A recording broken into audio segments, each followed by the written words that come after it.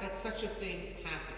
Many of you, I'm sure, have heard survivors speak on this topic, or either in a public forum or in a small group setting, and very often they will say, I myself can hardly believe that I lived through this.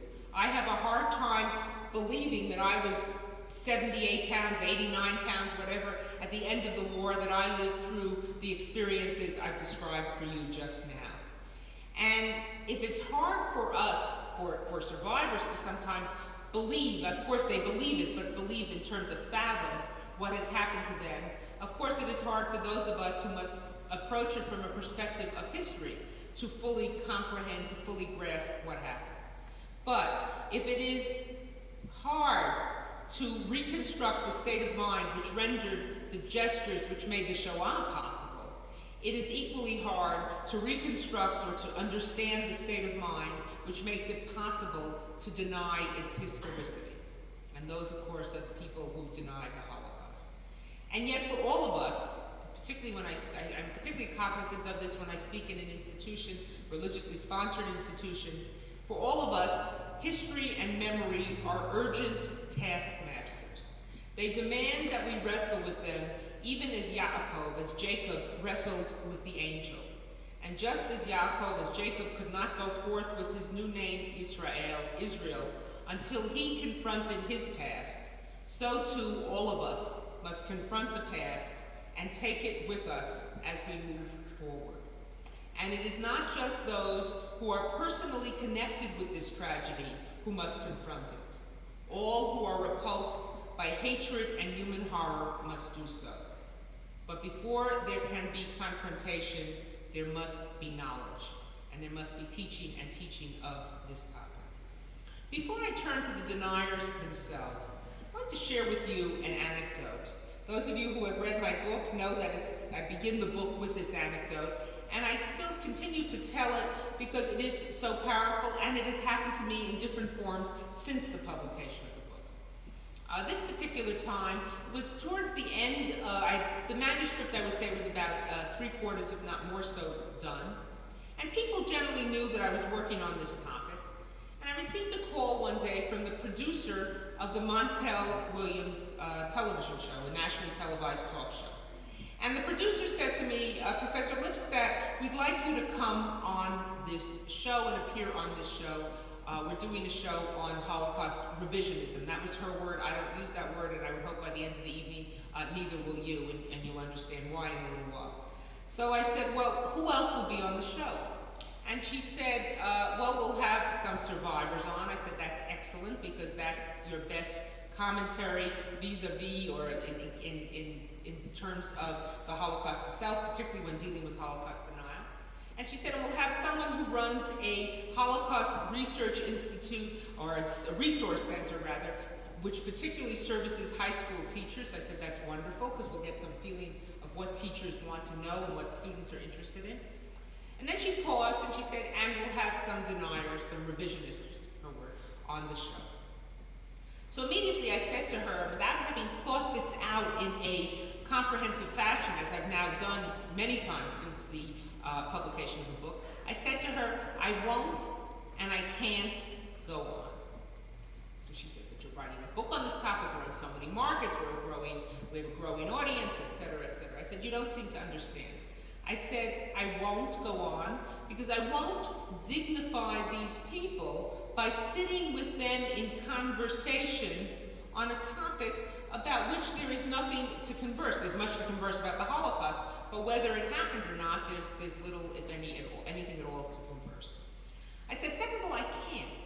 Even if I were willing to make that adjustment and do it, I can't. I said, I can't talk to them because they show no fidelity to the truth, or they show a total fidelity to falsehood. I said, let me give you some examples. I said, at first I told her that I would be willing to enter into a conversation with someone on a topic about which I had passionate feelings and with which I totally disagreed with the person with whom I would enter into conversation. We could be on opposite sides, diametrically opposed sides of the fence, but I could discuss with this person. I could converse with them. I could debate the merits of an issue. And it death penalty, abortion. We could have totally different opinions and feel very passionate about this, but we could enter into a conversation if there was an expectation that both of us maintain this fidelity to truth, in quotation marks, and willingly and openly and acknowledge that we would not engage in falsehoods. So, but the deniers don't do that.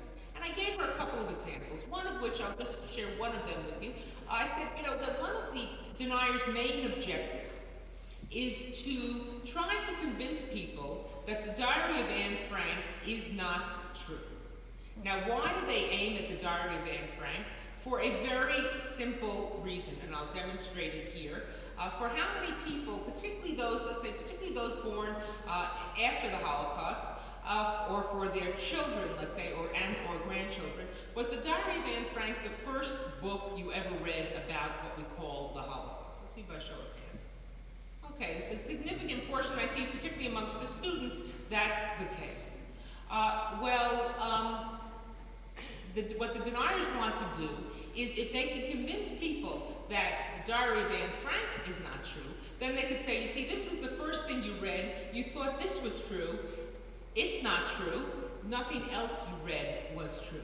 If they can pull out the keystone, so to speak, the cornerstone, and keystone, I guess, given where we are, would be appropriate. If they can pull that out, then they hope that all else will collapse like a house of cards. So what do? They make statements like the Diary of Anne Frank is written in ballpoint pen. And ballpoint pen did not become readily accessible till the mid-1950s. So they say, how can it be a diary of the World War if it's written in ballpoint pen? Well, without even knowing that it's not written in ballpoint pen, which it is not, in fact, the diary has been subjected by the Dutch National Archives, or the equivalent thereof, to ink tests, paper tests, glue tests to prove its authenticity. But without even knowing that, all you have to think is, well, when did the diary first appear in print? It first appeared in print in the 1940s, shortly after the end of the war. As soon as it could be gotten ready for print and edited, it was edited the first time. It appeared in an edited edition the first time around. So you say, well, if ballpoint pen wasn't in common usage till much later, how could the diary have appeared? How could the diary have appeared in the late 40s? So right away there, you see them playing with the truth.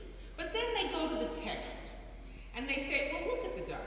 There are all these references in the diary to noise. At one point, Mrs. Van Dam uses the vacuum cleaner. At another point, Anna writes about Miep having brought them a sack of beans. And Miep, the non-Jewish Dutch woman who helped them maintain their place in hiding. And the sack of beans breaks open. And Anna writes, the noise was enough to wake the dead.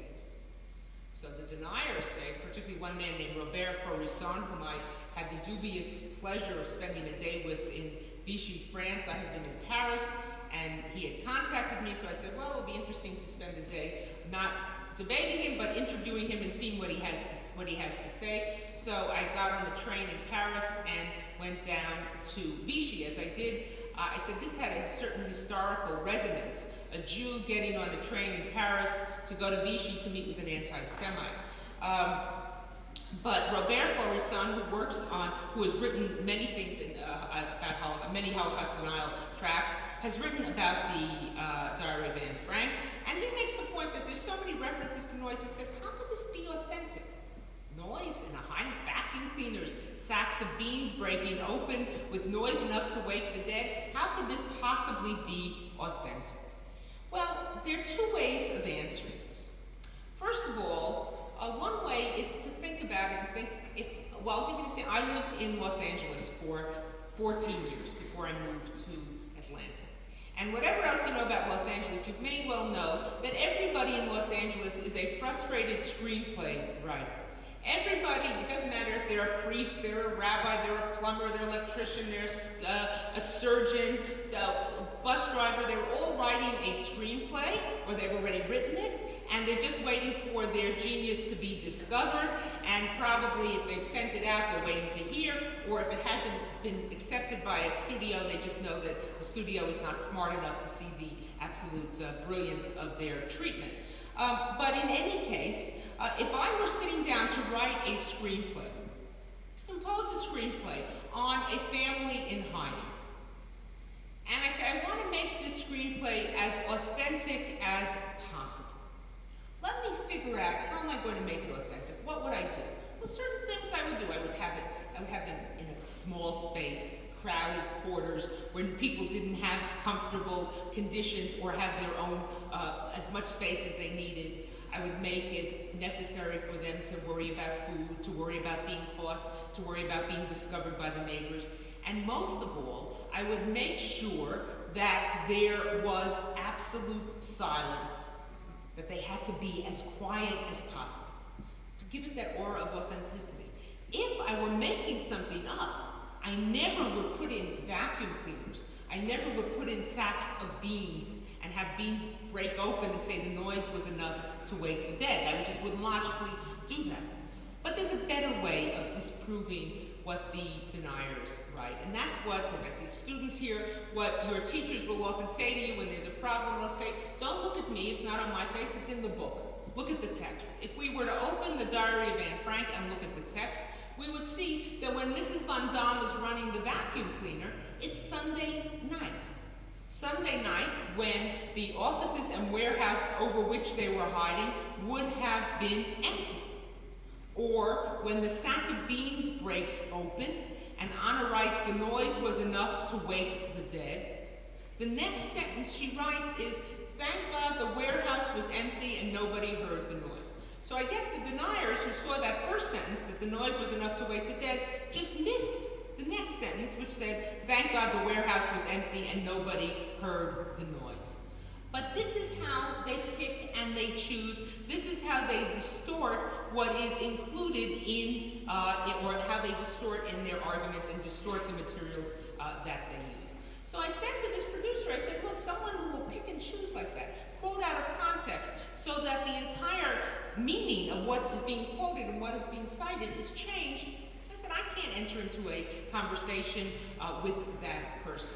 So this producer, in one last stab to get me to change my mind, said, you know, Professor Lipstadt, I know these are diabolical people, these are nefarious people, these are terrible people, etc. She said, but don't you think our audience should hear the other side?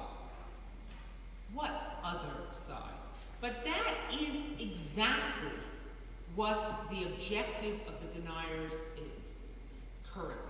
To create in people's mind the impression that there is one side that says, yes, the Holocaust happened, and maybe that side has the weight of most, virtually all respected and not so respected historians on it. Virtually all world opinion is on that side. But there's this other side, quote unquote, and it has a certain status, it has a certain standing. Maybe it's down here and the other one is up here, but nonetheless, there are two sides to this issue. I more recently had an experience with a senior producer from ABC who called me. She was posted in Oregon, in Portland, Oregon, and they were thinking of doing an hour show on neo-Nazis, on skinheads. They have a lot of neo-Nazis and skinheads, extremists in Portland, Oregon. They also have kneecappers, etc., if you remember the Olympics. How quickly we forget to talk about history and memory. And she said, we want you to come on and to enter with these people into conversation. I said, I won't. She said, I know, I've heard you won't go on with them. She said, but you know, if you people, this is a direct quote, if you people continue to refuse to go on, how will we ever get to the truth? Or she said, if you people continue to stonewall, how will we ever get to the truth?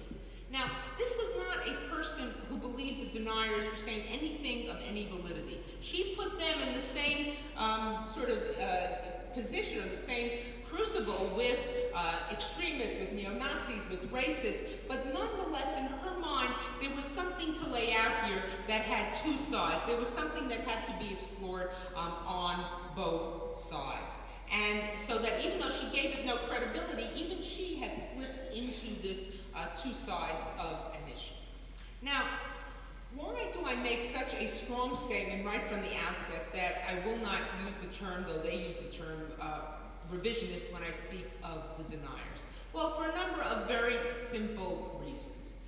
First of all, this is a name they use, they call themselves revisionists, because they want to associate themselves, and Austin App was one of the leading people in this regard, they want to associate themselves with preceding schools of historical thought and contemporary schools of historical thought, which call themselves revisionists.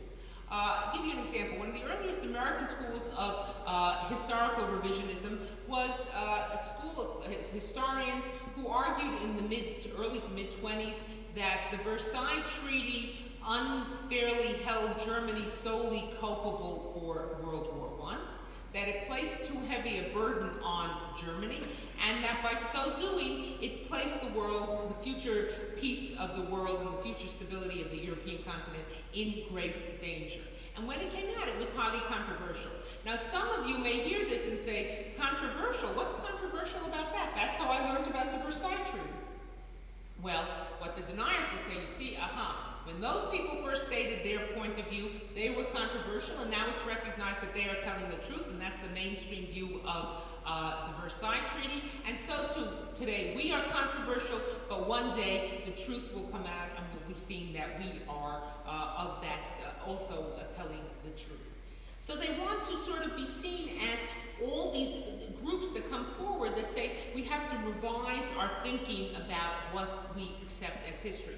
Now, revisionism, not Holocaust revisionism as they call, or revisionists as they call themselves, but revisionism in generally, what it does is say, how can, and this is essentially what all historians do. Historians are not chroniclers. We're not storytellers. Storytellers are exceptionally important. They preserve the story until the historian can get to it and sort of look at it, analyze it, try to understand it. But what the historian does is look at something, and she'll say, well, what is missing in this version of history? This version of America, let's say it's America in the South in the 19th century. It's told completely from the perspective of the slave owner, the male slave owner. We don't hear the voice of the slave. We don't hear the voice of the woman. If the slave is there, it's the male slave. We don't hear voices of women. Or we don't hear voices of poor people, not slaves. We don't hear other voices. And it's similar with other portions of history. And they ask, what happens to our understanding of the event when we factor in this other voice? How does it revise our understanding? How does it change our understanding of what we think happened or what we know happened? So that is essentially what the historian does. And of course, the deniers want to be thought of as revising something, as revising a version of history. But the fact is, they are not revising anything. They are simply denying. They are denying that something happened which we know happened. Now, of course, when you ask them, and this has happened to me a number of times, I've been called by reporters and interviewed by reporters, either before or after they've talked to the deniers, and sometimes they'll call me back, or they'll say to me when they talk to me, if they've already spoken to the deniers, you know, we've spoken to one or two of them, and they say they don't deny the Holocaust.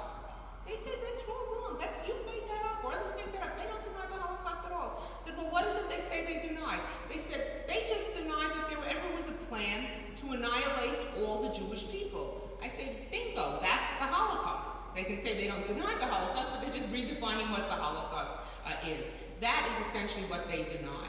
They also pay a great deal of attention to the gas chambers and try to deny that there were gas chambers in which Jews, not only Jews, were killed. In fact, the first people to be placed in gas chambers were who? Does anybody know?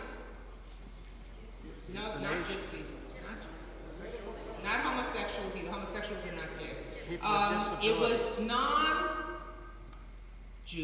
or using Nazi lingo, Aryans, Germans, who were either handicapped or had certain diseases, either genetic or acquired diseases, that the Germans, the Nazis, wanted to eliminate from society to create a more perfect society.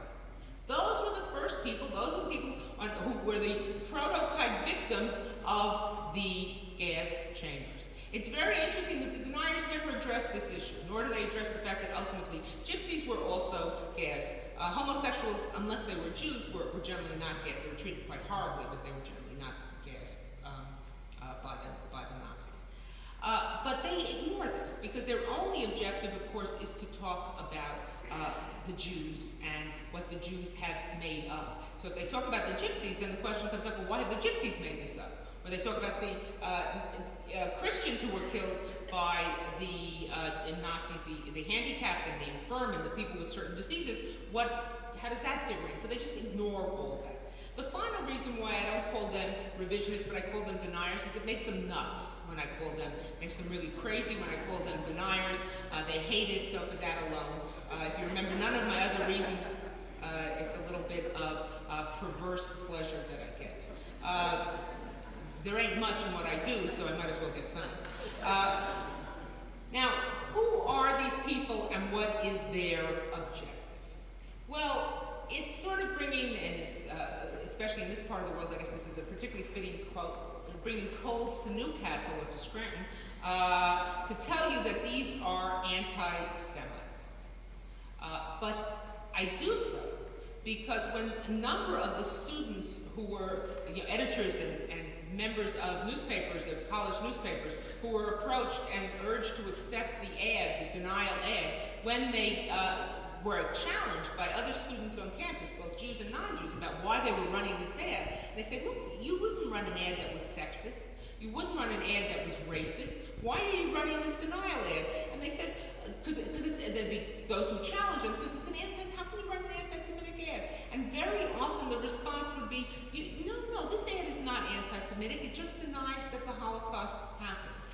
The inability of some of these people to make the jump to say that denying that the Holocaust happened is anti-Semitic is, of course, quite disturbing. But these are as anti-Semitic people as you can get, and of course it comes across strongly in their writings, though they will deny it. They strongly deny it because that's one of their covers, and I'll talk about that in a moment.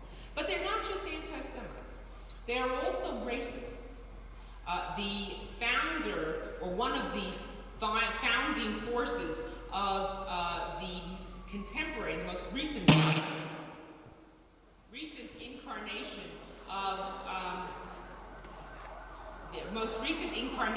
of the denial. Everyone settle down.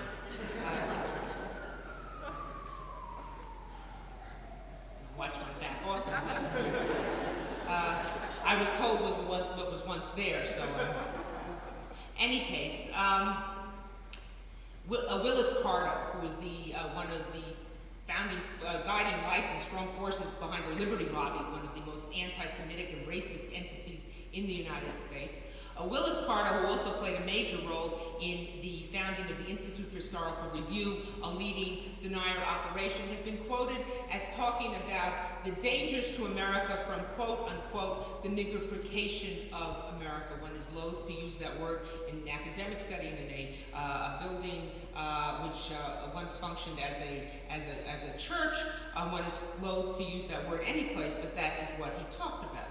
Similarly, other deniers, one of their leading so-called intellectual lights, who often appears on television, on the radio, writes a lot, has talked about the dangers to America from the mongrelization of America, when all these other groups and peoples of color are given rights and given privilege. Conversely, it's not only that many of the deniers are racist, but many of the extremist racist groups in America, it's probably redundancy to say extremist racist groups, but many of the racist groups in America have adopted Holocaust denial as a mainstay of their so-called ideology. Why? Because they say every time we want to talk about the natural, quote unquote, the natural superiority of white people, we're told that's eugenics, that's Nazi science, and Nazi science led to the Holocaust. So they will argue, The myth, there were, of the Holocaust is used to keep us from talking about the natural superiority of white people. But it's not just anti-Semitism and racism, it also has a distinct political agenda, more so in Europe than in this country. You see it much in Germany, you see it in Austria, you see it in the former Soviet republics in the former Eastern Bloc. And I'm going to Germany, my book is coming out in German in a few weeks, and I'll be in Switzerland and in Germany in conjunction with its publication, and I'm both interested and somewhat apprehensive about the reception I will receive there. Well, from these people I'm not interested because it's sort of predictable. But these political groups who are quite closely associated with Holocaust denial are by and large the neo-Nazi, neo-fascist groups. And I've long said, and I was interested and amused to see A.M. Rosenthal had picked up this line, or maybe figured it out on his own. He's certainly smart enough to do it on his own, but that there's nothing very neo about any of these Nazi groups, or nothing very neo about any of these fascist groups. I think it's probably better just to call them plain old Nazis and plain old fascists. But in any case, they are interested in becoming a viable political alternative.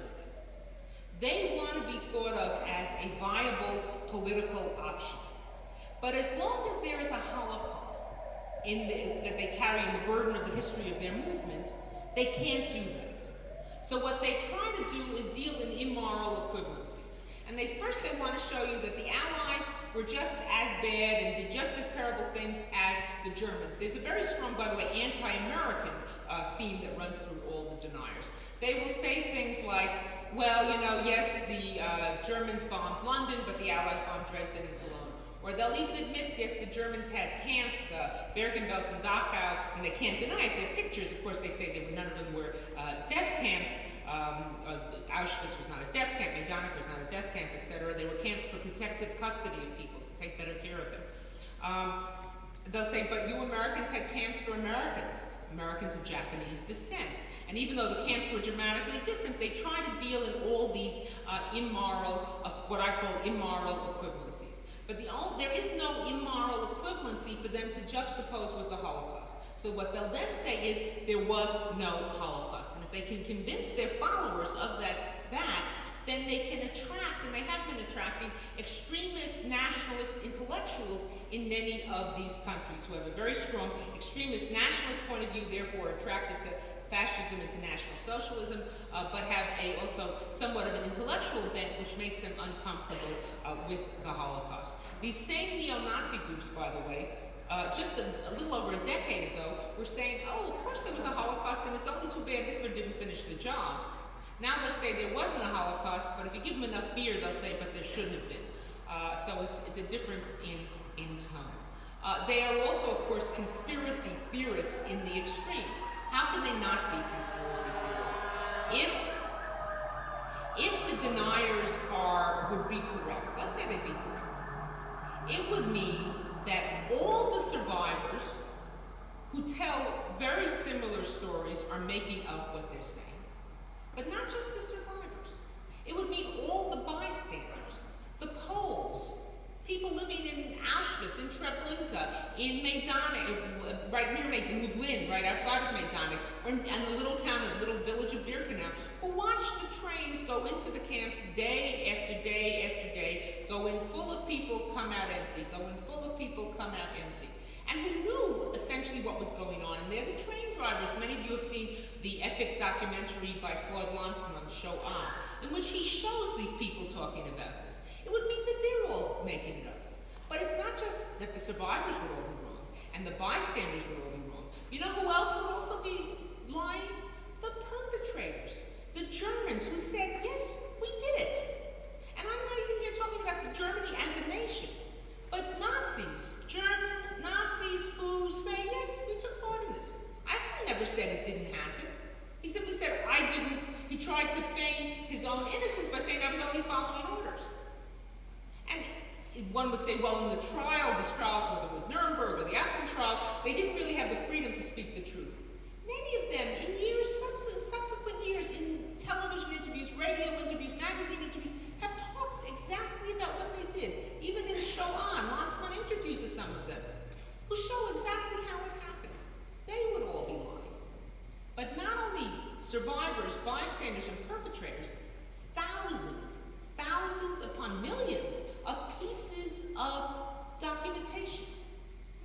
documentation by the victims, not documentation by the bystanders, but documentation by the perpetrators. We have in the National Archives in Washington alone 27,000 linear feet of documents on the SS and on the war, much of it directly relating to the Holocaust. All these documents would be forged. And not only would they have forged all these documents, and to forge these kind of documents, you had to have the right kind of paper, you had to have the right kind of pen, you had to know the markings, you had to know the cross-referencing numbers, because every was in a file cross-reference. You would also be able to plant these not only in Washington, but also plant them in Berlin, where some copies were found, plant them in Moscow, where some copies were found, plant them in other places where they were sent, because multiple copies of a document would be sent and multiple copies of documents were captured. So again, to believe this, if they truly believe it, it takes someone who can fall into the trap of, or fall into being a conspiracy theorist. Now, how have they managed to get a hearing? How have they managed to win attention? And someone once asked me not long ago if I didn't think on some level my book was giving them attention or giving them credibility because a serious historian had decided to treat the issue. I said, you know, if from the beginning everybody had simply ignored them, I never would have written the book. But by the time I turned to it, they were far from being ignored. They were already a topic of major discussion. But one of the things they figured out about 15 years ago, they figured out that if they were going to win friends and influence people, they would not be able to do it if they sounded like the Nazis, sounded like radicals, sounded like people who were anti-Semites. What they had to do was present a much more benign face to the public. And how would they do this? Well, they would present themselves as only interested in revising mistakes in history. We aren't anti-Semites, they fervently say. We aren't even denying the Holocaust. Of course, they changed the definition of the Holocaust. We're just interested in getting at the truth. And they began to hold pseudo-academic sounding conferences.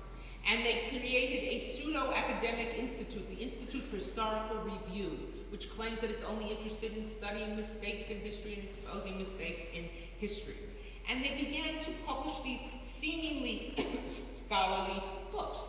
The issue was, when you look closely, after first glance, you know, the books look serious, lots of footnotes, lots of citations, small margins, and you think, oh, this must be serious. My students look at it and see solid, boring-looking volume, must be truth.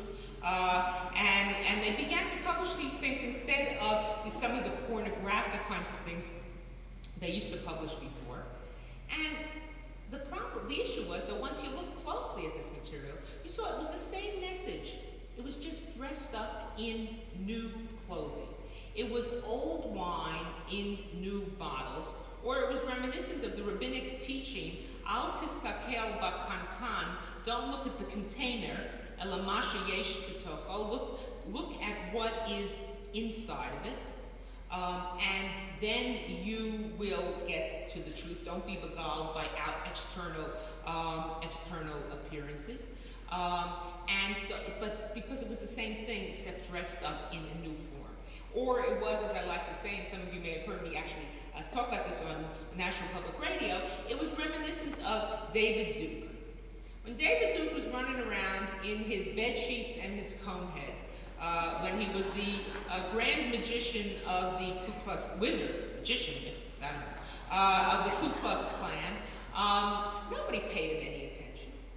But when he got rid of the comb head, he got rid of the sheets, and got rid of the Ku Klux Klan's emblem, and got himself a nice suit, a nice haircut, and everything else, etc., and suddenly pronounced himself a candidate for elected office. We saw him on CNN, we saw him on Nightline, we saw him quoted. He was a force to be reckoned with. He was someone to be listened to seriously.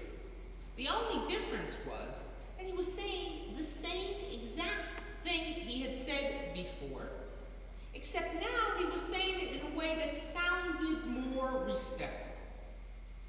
There was a very good article in New Republic around the time Duke first put himself on the political scene. And it exposed Duke, it exposed his past, talked about his history, and talked about the before and after David Duke and his attempt to go respectable. And it was a very fine piece of investigative journalism, but I think it won the prize not just for the content of the piece, but for the most creative title of such a piece. It was called The Hazards of Duke. Some of you may not get that. Ask your children or your grandchildren. They'll explain it to you even as they protest that they've never seen the show. But so we have this recreation of self. And this is exactly what the deniers have done, recreated themselves as serious people and gone ahead with this. And to some degree, it's worked. To some degree, it has been successful. And how do we see that? We see that really as we look at the attempt of the deniers to get onto the college campus. They started about 3 years ago with placing ads denying the Holocaust on various college campuses, and of course they've gone into full court press once again this year with an ad that denies that the museum in Washington, the Holocaust Museum in Washington, proves that the Holocaust happened, and with a severe attack on me. Let me read you the section of the recent ad. It's been published in a number of newspapers, including the Georgetown Voice, which is the second newspaper on Georgetown campus, Brandeis's paper, Queens College, and a number of others, Notre Dame. The editor of Notre Dame says it went in without his knowledge, and I think it seems to be correct. But they go on. First, they claim that the museum at Washington does not prove that the Holocaust happened, and then it goes on to say, Deborah Lipstadt argues in her much praised Denying the Holocaust. Well, that's correct. That, give them credit where credit is due, that revisionists, and then they put in parentheses deniers, and it's a little stab at me, should not be debated because there cannot be another side to the Holocaust story. She charges that it is hateful to listen to a defense of those accused of mass murder. In essence, she argues that we bury America's old civil virtues of free inquiry and open debate, but to what end? The Deborah Lipstadts, I like to point out that they turned me into a proper noun, and there is a clique of them on every campus, work to suppress revisionist research and demand that students and faculty ape their fascist behavior. If you refuse to listen to the Lipstadt clique as your intellectual furors, you risk being slandered as an anti-Semite. Well, I don't see any need to defend myself against their charges, but let me show you what they're doing here. Their claim that I am trying, and others like me are trying to suppress America's old civil virtues of free inquiry, of course, is totally ludicrous. If you were to come into a class of mine on the Holocaust, you would see that the whole class is built around debate, discussion, and inquiry. Is the Holocaust unique? Or is it simply one hesitates to say simply, but is it in a string of many horrors we see, and here I'll be partially sexist, of man's inhumanity to people? Is it Bosnia Holocaust? Or is it different? Another question, American Jewry. If American Jewry had been more organized and more responsive to what went on, could it have changed FDR's foreign policy? Was there much America could really have done once the war began? The Judenräte, the Jewish councils in the ghettos, were those acts of collaboration? Or were those acts by desperate people trying to make the best of a very, very difficult and unprecedented situation? There are many things. Schindler and other rescuers like him, Schindler probably is in a unique category because of the number of people he saved, but are the rescuers to be praised? Are they only praiseworthy because everybody else was acting like louts? Or were they just doing the normative, moral behavior, and they only get the credit because when we compare them to everyone else? There's, by the way, parenthetically, a rabbinic debate on this where it talks about where the Torah introduces Noah in the first couple chapters of Genesis. It says, Noah was a righteous man in his generation. And the rabbis ask, what does it mean in his generation? He couldn't have he couldn't have been righteous in a generation, two generations before him, or 2 generations after him. So they ask the question, was he righteous because his righteousness stood out? He really was quite a normal, everyday, run-of-the-mill guy. but he was living in such a corrupt society that his righteousness lifted him up to be righteous, even to be just normally good in a corrupt society takes a whole lot more effort. Or was he such a righteous person that he really stood out from amongst them? You can raise similar questions about the rescuers. There are many questions to discuss, there are many, but whether the Holocaust happened or not is simply not among them. It would be like my standing here saying I'm a professor of political science and I believe that George Bush won the last election, and let's debate it. Or sports, I believe that Michigan won the Final Four, or I believe the Buffalo Bills won the Super Bowl, and you say to me that's ludicrous. I say, well, it's my right, and I have the right to argue that point. But that's often how the students on campus greeted this kind of claim. They either argued that it was a First Amendment issue and they had to publish it because it was a First Amendment issue, which it is not. There's no First Amendment issue. How does the First Amendment read? I assume we have one or two lawyers here, maybe they remember. How does the First Amendment read? Congress shall make no law, and it goes on, abridging freedom of, etc. In other words, the government can't come and tell us what we can say and cannot say. There's a danger, crime, fire, and crowd. The government can't come and tell a newspaper publisher what he or she can or cannot publish in the newspaper. But they can pick and choose. Running a newspaper is about picking and choosing. What stories I'm going to cover, what stories I'm not going to cover. I'm going to put it on front page, back page. Letters I'll run, letters I won't run. There's no obligation to print total nonsense. In fact, many newspapers have very strict advertising codes. Many newspapers, for instance, the New York Times, you will not find an ad for an X-rated movie. They just don't accept them. Or the college newspapers, many of which accepted this ad, some of them won't accept ads from cigarette companies. They clearly, none of them say, they say quite clearly they won't accept any ads that are deemed to be racist, sexist, or prejudicial to any other group. And this is where some of them said, well, this is not an anti-Semitic ad. The editor of the Duke paper, in a column explaining why she had decided to run the ad, said with great passion, how can I deny the deniers those rights which we so treasure for ourselves? But what she forgot was that same paper had shortly before turned down an ad for Marlboro cigarettes, because they don't run cigarette ads, which given Duke's funding is either folly or great bravery. And they had turned down an ad for Playboy. And whatever you think of Playboy, I want to know why Christy Hefner and Hugh Hefner have fewer First Amendment rights than a denier. But it's that picking and choosing which the students so conveniently forgot. More importantly, more disturbing, because they sort of have laid to rest the First Amendment issue, some of them still arguing it, but most are not, is the, and I don't have a copy of my book here, but I know someone have a copy hanging around, signing it before. Okay, I'll do it with that. But I'll quote from memory. Where some of the student newspapers said, for instance, said the paper must be a forum for all points of view. Or another newspaper wrote, we have to print all ideas, however offensive. In other words, they treated this, and you saw this being repeated over and over again. This is a point of view. This is an idea. It's utter nonsense. It's the equivalent of George Bush won the election. Or I'll give you one example from a student newspaper in Buffalo, where the editor explained why he had run the ad. He didn't run it as an ad, he ran it as a column because he didn't want to accept the denier's money. I, of course, when asked about that, said he should have charged them double, and given the money to the Holocaust Resource Center or something.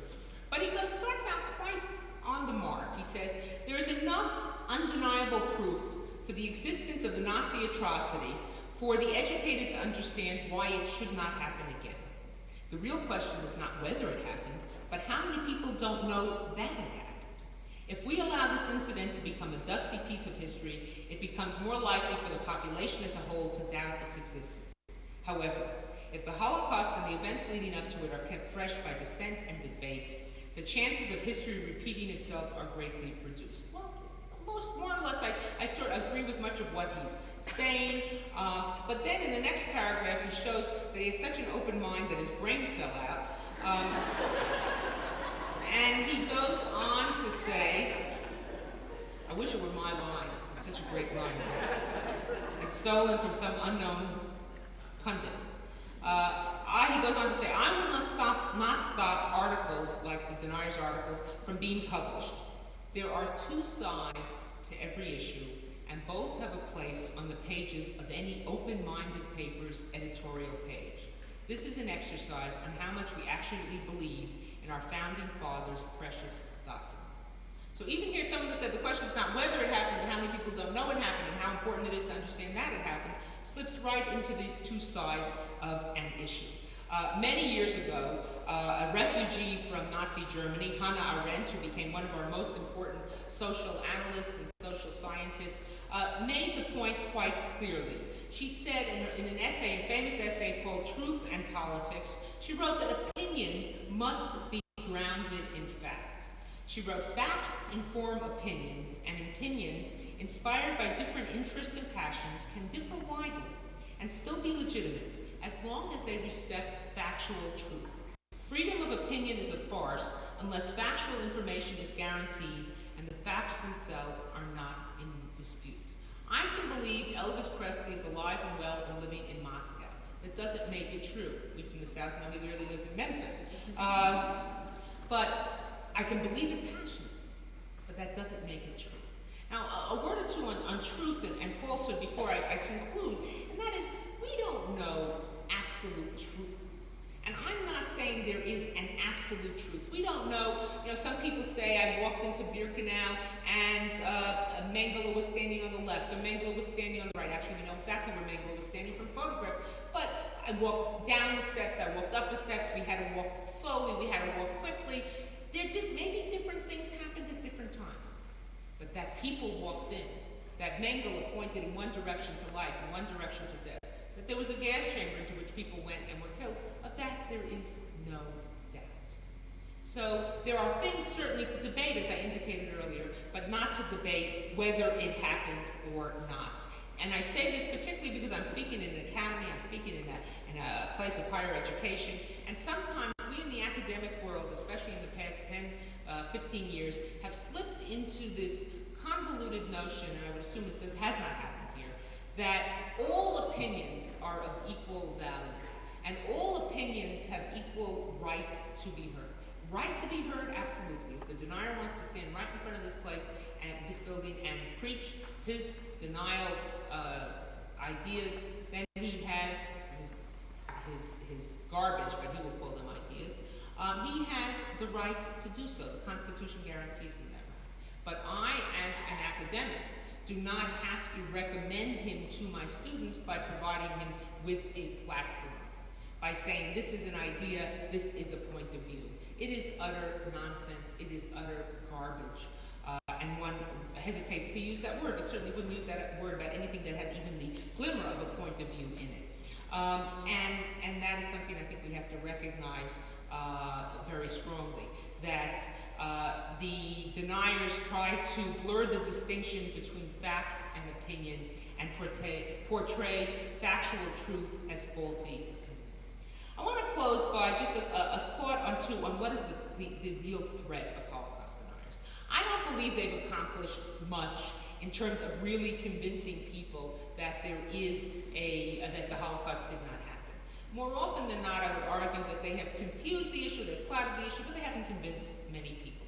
But and this may sound strange given that I've spent so much time working on this topic and talking about this topic tonight, that their danger is less of a clear and present danger, but it's a clear and future danger. There are quite a few students sitting in the audience tonight, and it's to them that I really speak. It's not so much today that the deniers will win the day or even make their real mark in capturing people's minds. Because there are too many people still alive who can say, this is my story. This is what happened to me. I saw those trains going into the camps. I did it. But there will come a day in the not too distant future, because the youngest survivor today, certainly the youngest survivor of someone who's in a death camp, is in his or her mid-60s. There will come a day in the not-too-distant future when there will not be anyone to say, this is my story. This is what happened to me, to my brothers, my sisters, my parents, my aunts, my